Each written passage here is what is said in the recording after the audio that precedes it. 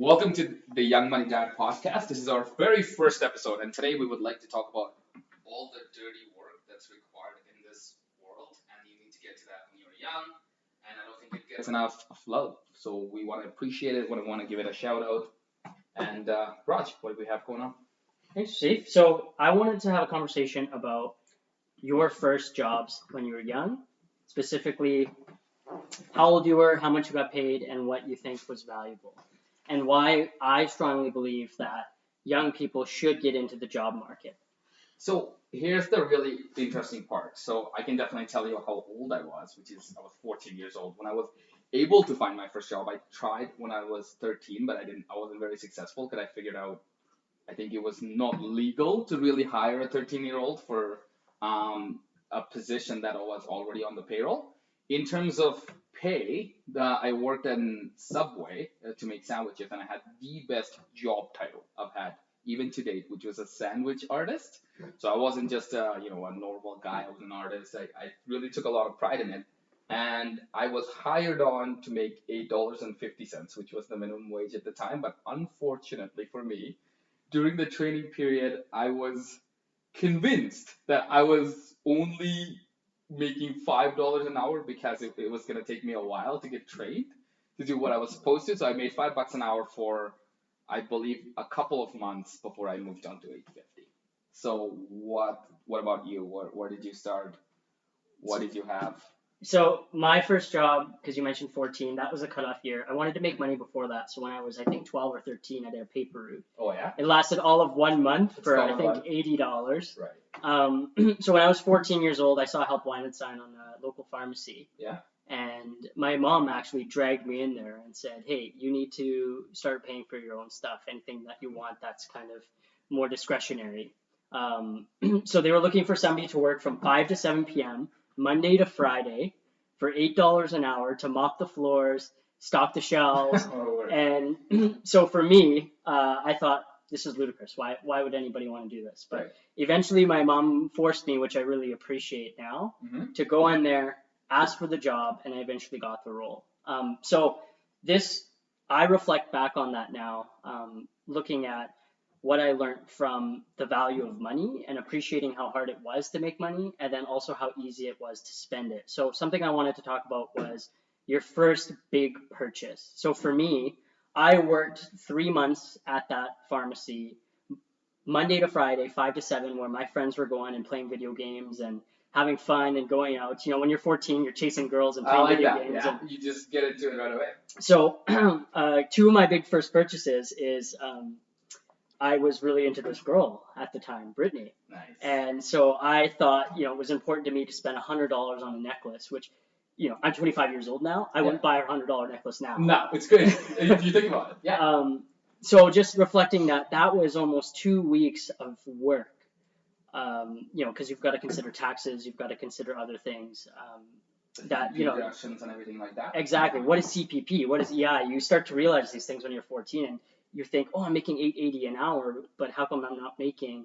Like, why am I only getting paid $6.50? Where's the rest of the money? Like, it's something to consider for sure. And so the other big purchase, and this is more kind of pertinent to my point here, is I had a flip phone, and mentioning girls, I was chasing girls, and I wanted to text people, friends, my girlfriend, etc. You need a tool for the job, and you didn't have the tool. You had a T9 texter, you just wasn't going to cut it. Exactly. So my mom said, okay, great, go buy it yourself.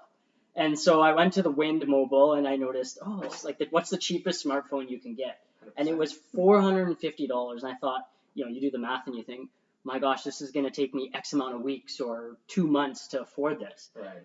But to me, that was important. So I had worked really, really hard, and I finally saved enough money to buy the phone.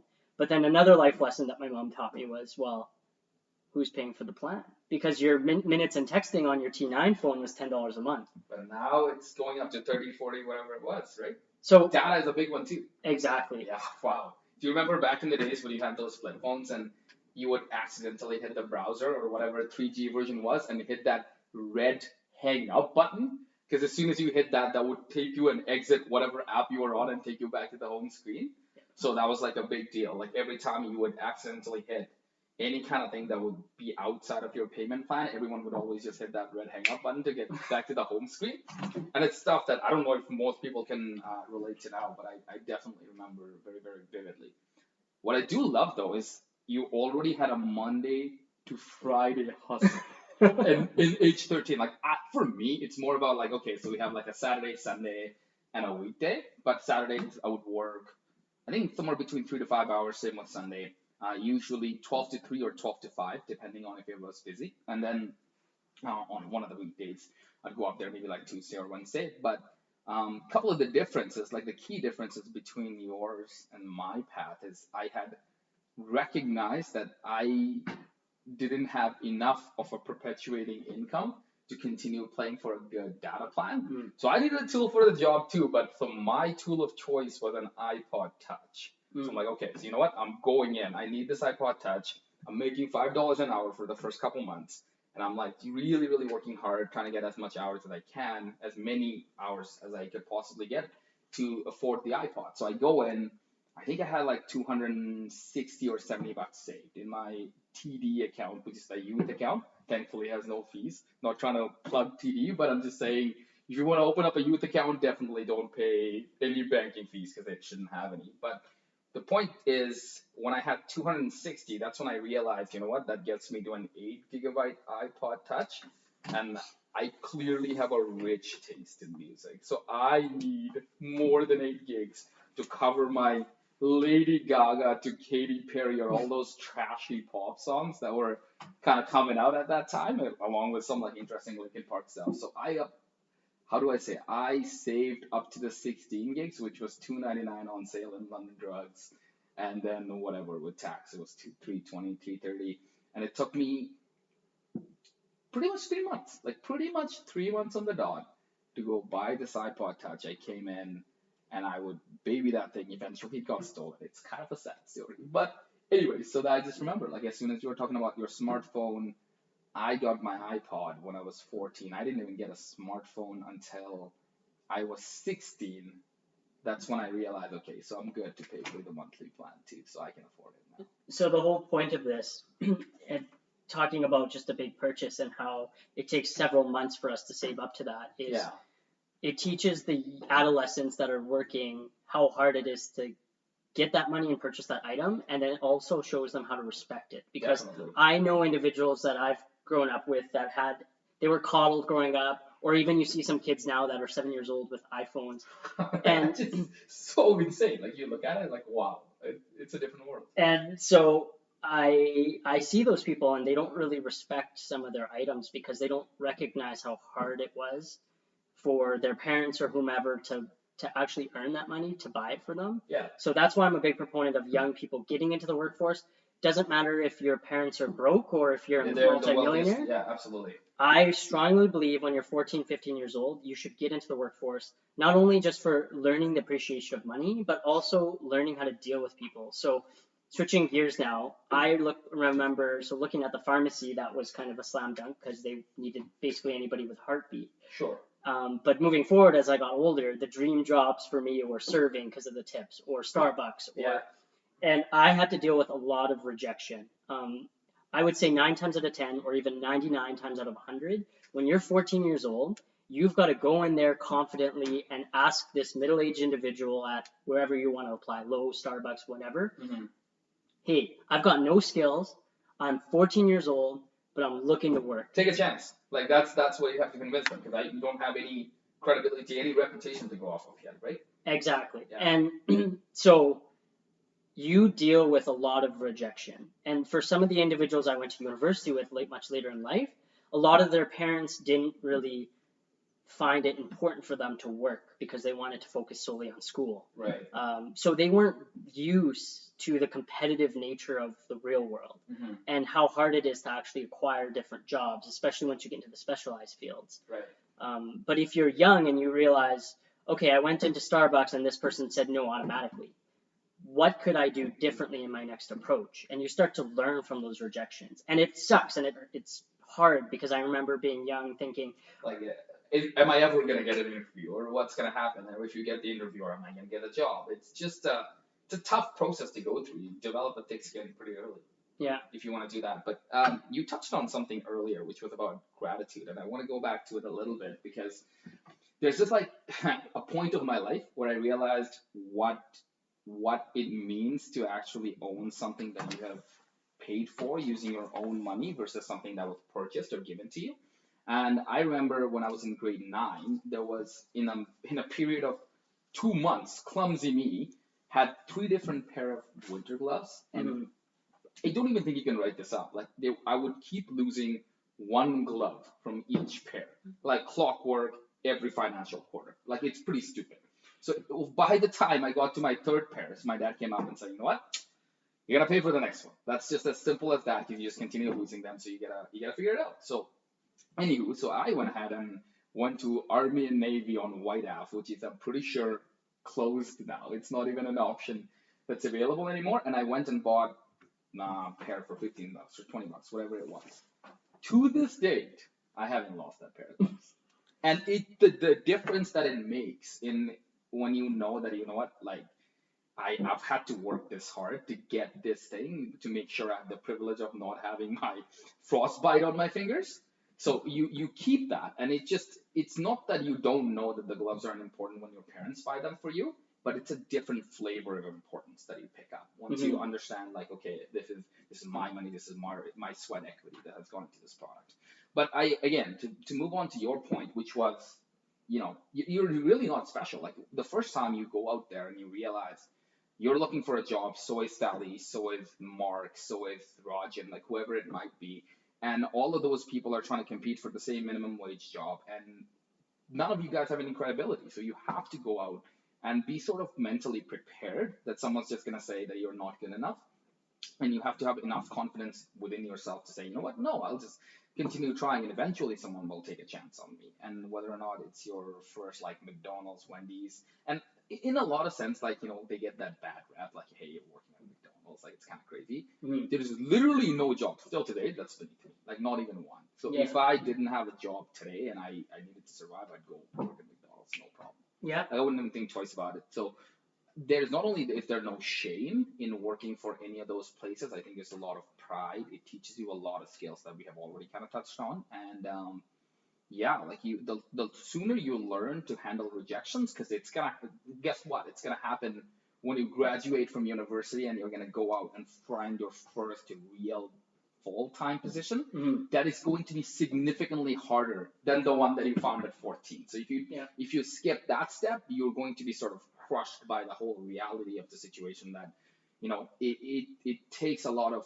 grit and perseverance before you can even land an interview, let alone land the job, right? Yeah. It's a real challenge. So mentioning that no one's beneath you, that's a big lesson that I learned with these odd jobs, because I will never treat a server or anybody of any With this status Yeah. working in McDonald's for minimum wage that's making your coffee or your food. Mhm. I will never treat them with disrespect because I've been in those positions. It's not an easy job. It's It's a tough place to be in. and those individuals are struggling to just get by, and they're doing their very best, and you don't really learn that type of empathy unless you've been in those positions, because if you had everything handed for you, You don't have that perspective. exactly. You just don't get it. And it's just, it's funny that you mentioned that, because a lot of times you have that moment when you just wake up in the morning, especially when I was young, and I just didn't want to go to work that day. Mhm. And you just go,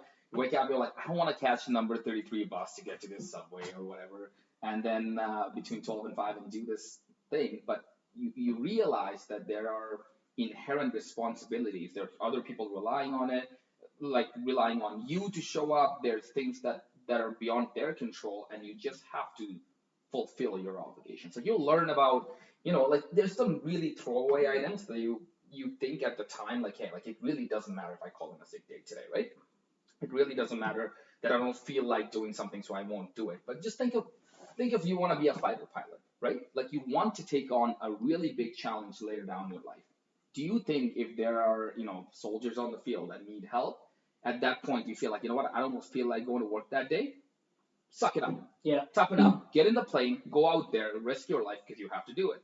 But you learn that 10, 15 years ahead of everybody else Yeah. before the stakes get so high where you can't say no anymore. So if you learn how to say yes when the stakes are low, it becomes like a muscle memory. It's a habit. Like you Yeah. just rise up to the occasion, show up to the challenge whenever you have to. And I think that's a very underrated portion of taking like a part-time job that seems low stakes at the time, but it gives you your own sphere, your own responsibilities that then you are beheld to Yeah. because you're holding yourself accountable. There's really nobody else that's gonna push you out that door. You to get up, you have to get ready, and you have to get out there, no matter it's snowing, raining, whatever it might be. And I know you had a roofing gig early on, I think, and you Yeah. must have had some tough weather days there too, right? Yeah, so that was much later in my life when I was 18. I was, believe it or not, it was only 7 years ago, and I found the job in the classified ad Wow. newspaper. And I'm glad you mentioned this because I was probably 80, 90 pounds soaking wet. I don't know why they took a chance on me, Yeah. but it was one of the best summer jobs I had before going into university. Mm-hmm. And I was making $15 an hour at the time. That's good money. And I was rich because Yeah, I like believe $15 at that time. That's good money. I believe minimum wage was $10. Now, I sympathize with the young people now because I look at that experience I had and I wonder, because framing is such a low margin business Mm-hmm. where they are just high volume, low margin, Right.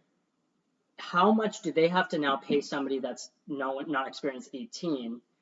Because I was out in crazy weather conditions. My foreman got a nail shot through his arm. We're climbing on roofs, like it's dangerous work. Or you can go and work now and retail and make the same amount of money. So how much does that company need to pay now? That minimum wage is $15. And the delta still needs to stay between the minimum wage and what you made. Like now it's Exactly. probably like a $20 or a $21 an hour. But are they profitable at that much now? I don't know. Can they pay somebody with no skills $20 an hour? Can That's they a good justify point. that? That is a And good now, point.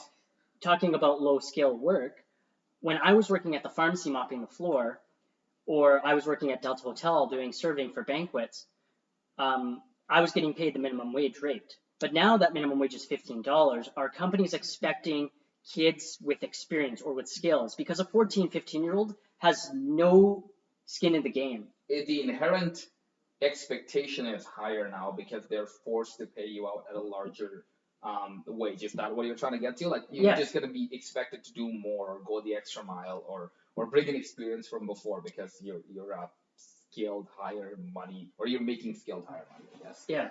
That's kind of an interesting point. I never thought about that.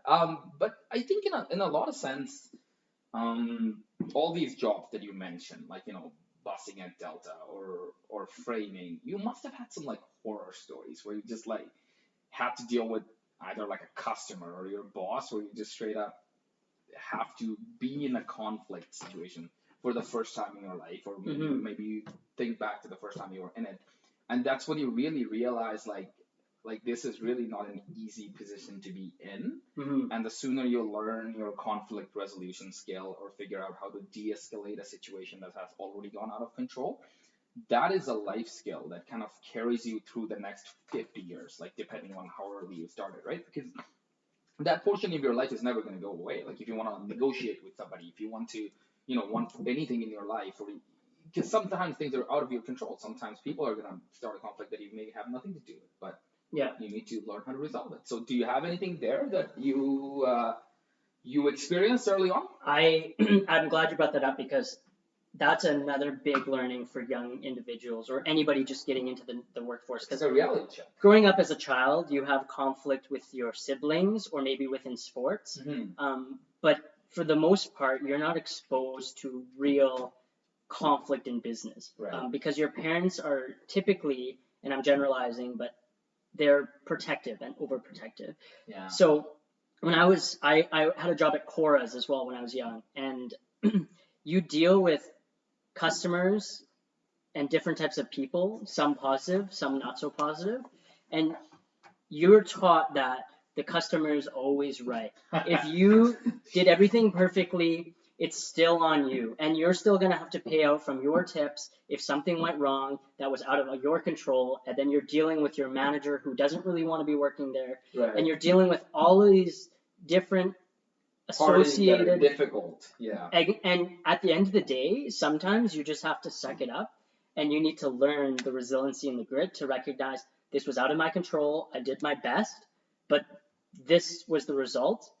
No fault of my own. Right. But there's other stories I have in some of my other jobs where there is conflict that is in your control that you can manage. And those are the skills that you build, and you build the resiliency when you're young. So going into your business jobs or engineering jobs or law or maybe some of the more professional goals and aspirations you have later in life, you've been exposed to so many different people. Right. And so many different perspectives. So it builds that empathy, but it also builds some confidence in yourself to know, I've seen this before. I've seen this type of person before. This is a negative Nancy that's going to complain regardless. And here's how I can approach the situation to just mitigate the conflict. And so that's something that you learn no matter what job you're in. So I think it's really important for kids starting early, a lot earlier. And also, there's a lot of research that shows there's some unintended negative consequences for adolescents in the workforce, because there's some of the unintended consequences is maybe they get into some more of the sinister areas of life earlier, like drugs, alcohol. They've got just money because now. they have access to money. Exactly. Right. But the positives outweigh the negatives because it teaches them, you mentioned conflict resolution, it also teaches them time management and prioritization. I think if you really think about that, you can't really stop it. Like even yes, they have money at 14 or 15 instead of 18, but you're just delaying that problem. Like someone who was, if they were so sheltered or you're protecting them from the drug side of things that they were never exposed to it, they're gonna be exposed to it when they're an adult or when you're 18 and when you go out and do something and you go to a party or you just come across, it just happens in life. So at that point, yeah, like it's possible that when you're younger, your decision-making skills are not as sharp as they would be like 2 to 4 years down the road when you've matured a little bit more. But I think if anything, stepping up to the plate or giving an option between like, hey, here's like a fork in the road kind of a path where this is what you know inherently is good for you versus this is what is a destructive path, and you're 15 years old and you just gotta make a choice, like which path do you want to walk through. And I would imagine overwhelmingly most of the people would be making better decisions just through this whole new process and a world that they have discovered that is of responsibility, of money, of all these things that now they have to worry about, and it can put that into their decision making process. I also like something that you just mentioned. It's about confidence. So with confidence, at least I find all confidence is exposure. If you've been exposed to something many times and you already have solved this problem 2 or 3 different ways, you're very confident you can solve that problem because you've seen it before. So if you start at 14 rather than 18, that's a 4-year leg up that no one is ever going to be able to make up. That competition is inherently never going to be fair because you started earlier. And I think that level of confidence is eventually going to be that, give you that edge to land that first big job or, make that crucial key decision that sort of changed your life because you have an inherent level of self-confidence within you that the other people don't have. Right. But I like your story about the whole Cora situation, and there's some people that are just going to be negative Nancy's. Like I remember when I was in Subway, I was selling someone a sandwich. It was like a soup combo or something. So it was a minestrone soup that day. So packed it up. Gentleman sitting there, he's eating his soup, comes back with an empty bowl and says, I really didn't like the soup or the soup was stale or whatever. So can I get a refund? So of course, me being me, thinking, oh, my boss is sitting there in the back and I'm going to be the Superman in this situation. I'm going to solve the problem. So I had this snarky comment. I think I said something like, okay, so if you didn't like the soup, why did you keep eating it? Right. You finished the whole thing. So now, I just realized thinking, and then it sort of escalated a little bit further, and it was more of a heated conversation. So I just remember, like, I looked back towards like the kind of like the back prep room, sort of, where my manager was, and I thought, okay, well, this is an unwinnable situation. I've already recognized that I'm getting crunched from the front end, I'm getting crunched from the back end. There's nothing that's gonna happen. The easy way out is I can probably give this person a refund and move on with our life, right? And because there's that expression that I don't get paid enough for this, if you've ever heard that. but I thought, okay, like maybe I can mediate in a different way. And I think the solution that I struck up was I was gonna offer up a different bowl of soup at no cost. Mm. And the guy seemed to be okay. So instead of minestrone, I had like roasted chicken noodle or something. And I Mm-hmm. gave that, and the guy seemed to be like fine with that. And then it kind of moved on. And then my manager kind of looked at me and said, okay, that wasn't that. Like I thought we were gonna give him a refund. And I just thought even not just the conflict resolution, right? Because when you're in a heated discussion, a lot of your rational decision making process suffers. Mm-hmm. So you start thinking emotionally, like it's an emotionally charged conversation. You want to get back at the person, you want to win an argument rather than, mediate.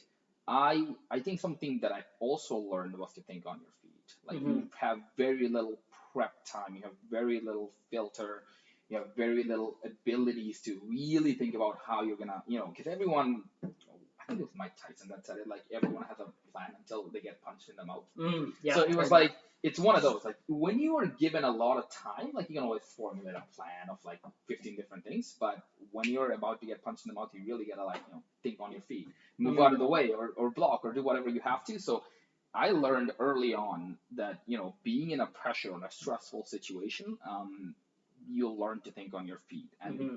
even to this date, I think in a lot of ways that I'm able to handle stressful situations better Mm-hmm. not because like I have figured out some key to it. I've just seen it more. Yeah. And when you get comfortable, it's the same idea that you have the people that perform with live audience on a stage, like theater folks. When the first time you go and have that spotlight on you, it's kind of daunting.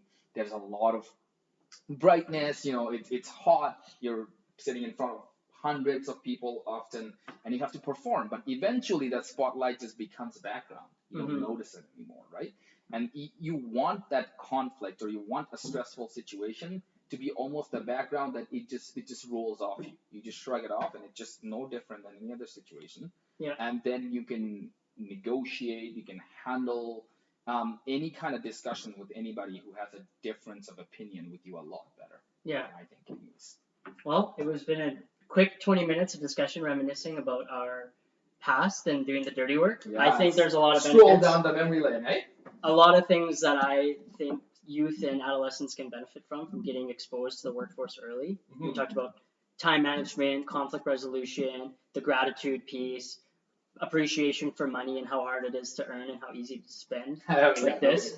Like easily. So thanks for tuning in. Yeah.